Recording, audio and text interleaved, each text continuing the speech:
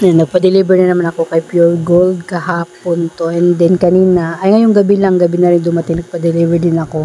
Kaso hindi ko siya na-videohan. Hindi ko na-videohan yung deliver nila ngayon. Ayan, sa kuha ng CCTV. Yung ng pera. Hindi ko alam kung anong tawag sa kanila. Kasi diba sa Pure Gold tawag sa kanila ay kahera. Dito di ko alam kung anong tawag sa kanila. Kung ahente, ay ano ba? Basta, di ko alam. Ano ba tawag sa kanila ganyan? Mga kasari. Basta yan na yung ni Pure Gold dyan. Kumuha sila, ay inaghatid sila ng yung mga order.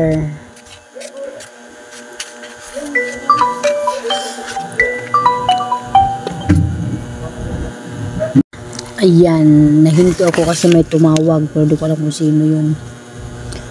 Parang Shopee. Then sinagot ko din naman siya, sumagot. Bot.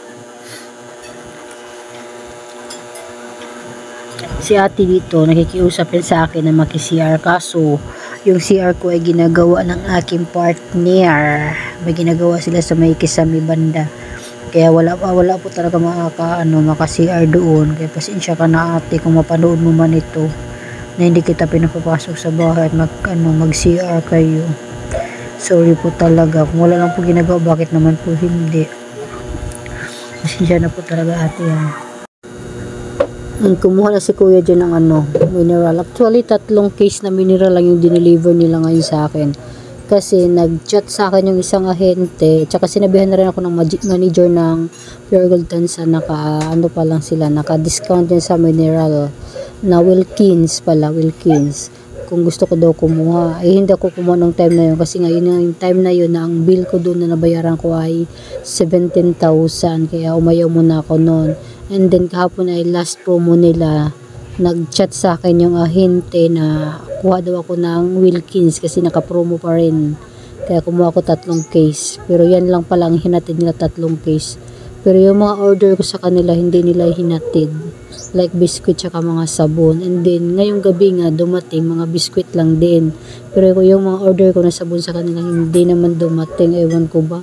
Baka bukas ulit. Sa daw nila, tawag nito, tatawagan daw na yung tindahan ni Aling Puring kung bakit hindi dumating yung mga sabon na in-order ko sa kanya. Kasi expected ko talaga ang babayaran ko ngayong gabi ay nasa mga 3 to 4,000. And then ang nabayaran ko lang ay 1,600 lang mahigit. Kaya nagtaka ako, kaya chinik ko yung yung chinat ko sa kanya, yun nga puro biskuit lang ang dumating pero hindi pala kompleto. And then naiwan pa si Yakult. Kaya ang binayaran ko lang ay mabot ng 1,100. Yun lang yung dineliver nila, diba sayang. Kaya dinamihan ko nga para hindi nakakahiya sa kanila na worth of ganyan lang worth of 500 lang di-deliver pa nila, diba nakakahiya. Kaya minsan mabot talaga ng 3,000, 4,000 yung order ko sa kanila. Yan pala yung batang yan, customer yan. Namimili kasi yan siya ng niya, yung tawag nito, yung mga biscuit dyan. Yung gusto niyang biscuit na bilhin niya. Ayan, nakapili na siya stick o na chocolate ang binili niya. Maingay pa rin dito kahit 10 o'clock na ng gabi, maingay pa rin dito mga bata. Stick o at saka chocolate stone ang binili ng bata.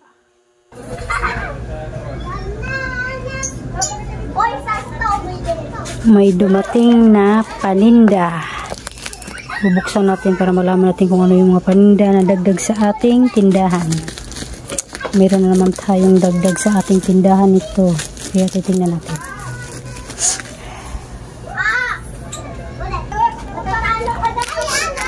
May free TikTok.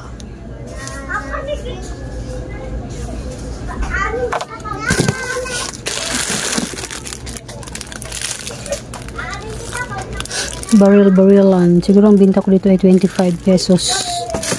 Tapos ito ay ito yung tawag nito, yung pop, ano ba ito? Nakalimutan ko yung pangalan nito. Ito, may light na tayo na ball pen. Invisible ink pen. Tapos ito play money against light man. Tapos Popping surprise. Ito, mga laruan naman to. Ultraman. May kasama siyang candy. Diba, dagdag na rin to sa ating mga kasari.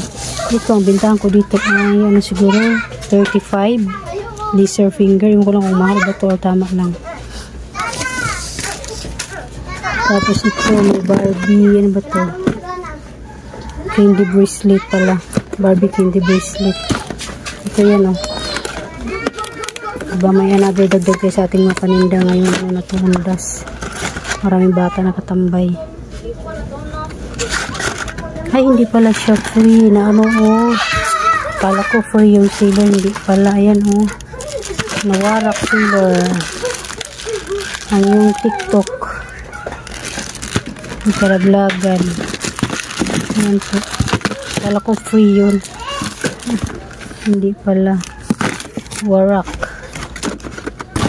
Tapos ito, poppings ulit. Ito yung lights na kwintas. Against the light man tayo eh. Tapos ito, yung pana na pag inaano mo, umiilaw.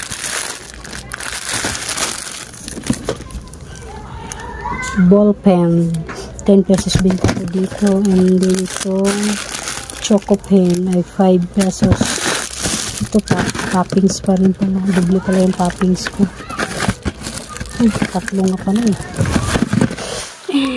Popping tatlo.